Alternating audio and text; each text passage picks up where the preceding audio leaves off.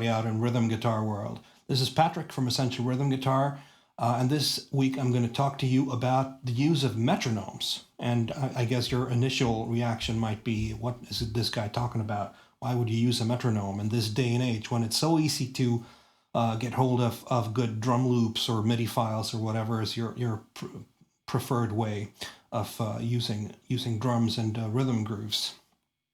But I still think that just for ease of use and for that it's just so handy, whether you have a good old-fashioned metronome that, you know, one of these guys or one of the more modern ones, or like I've done today, I set a metronome up on my iPad right here. I don't even know what this one, what it's called, but it's one of the totally free apps, metronome apps that you can get from the App Store. And this one has a couple of fancy, well, not so fancy, but you can set it to different time measurements, and you can set it to give you to highlight any one of the beats and so on. And I'm not going to do that today. I'm just going to use it in its simplest form, like you would an old-fashioned metronome. So I've got it set to 140 beats per minute right now, which sounds like this. I have a little hiccup there when it starts, but once it gets going, it's good and solid at 140, right?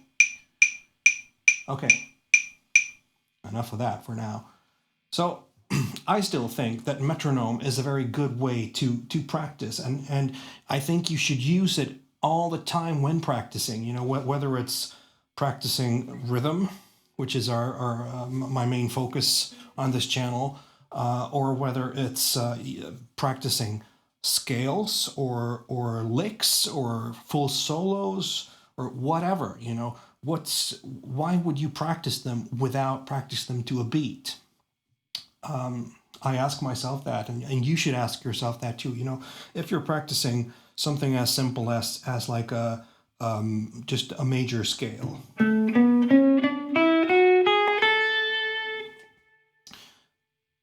A good way to get more things done at once, besides learning the actual positions of the scale, you know, let's bring it down a little bit to like I'll bring it down to 110. If you practice that same scale to the metronome,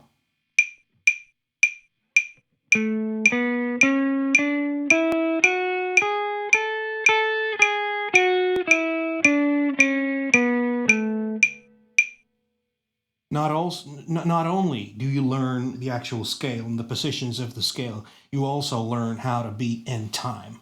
And that is, if not equal, then maybe even more important. So I encourage you to practice everything with a beat. As soon as you have the basic fingerings down, because I realize that you might have to spend some time with that, just getting basic fingerings or basic chord fingerings down, but then practice them to a beat. A common mistake then when you do practice them to a beat is that you start off a bit too fast. Don't do that. Practice them, set that beat on the metronome to as slow as you need, and then work your way up in small increments. You know, like if you need to start practicing a scale in 70 beats per minute and just play along to the quarter notes, that's fine, or 60 or 50, that's also fine. And then maybe just when you feel confident at 70, then you up your game by like 5 beats per minute. So next time you're practicing at 75, and then 80, and then work your way up to where you're comfortable. Because there's also no use in practicing too fast, or you know, you get to practice with mistakes. Then you learn the mistakes. So just practice to a solid beat and at a speed that you're comfortable with, and up that speed in small increments. So I'm going to give you also an example, because I realize that some might find that metronome beat a bit boring. You know, I'm gonna go back to 140. So there we are, back at 140, and I'm gonna practice or play like a jazz blues accompaniment. And maybe in 140. So with the metronome, it would sound something like this. 1, 2, 3, 4.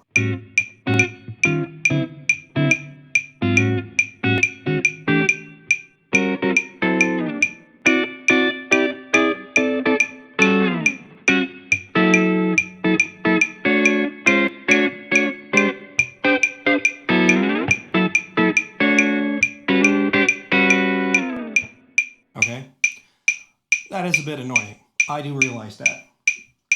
So here's my tip, the very greatest tip of using metronomes that I think you can find. It's at 140 now. Put it down to half of that. Okay, so what's the half of 140? It's 70, right? Bring it down to 70. There we are, at 70. So half of 140. And now you're asking, how's that going to help? Well, I'm going to make these the half of 140 to be the 2 and 4, the backbeat of each bar. So like this: 2, 4, 2, 4, 1, 2, 3, 4, 1, 2, 3, 4, 1, 2, 3, 4.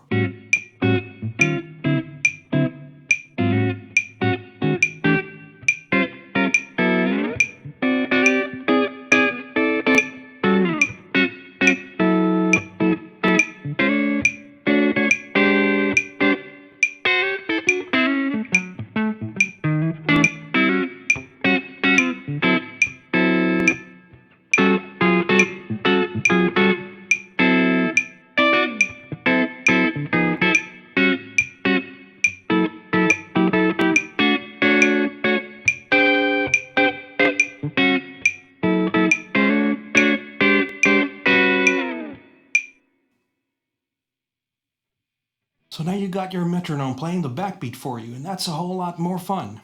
At least to me it is. I hope you can make use of that little tip, and just get your metronome grooving for you and working for you and not against you, and use it.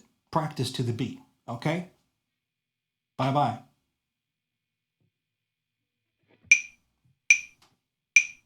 4, 1, 2, 3, 4, 1, 2, 3, 4.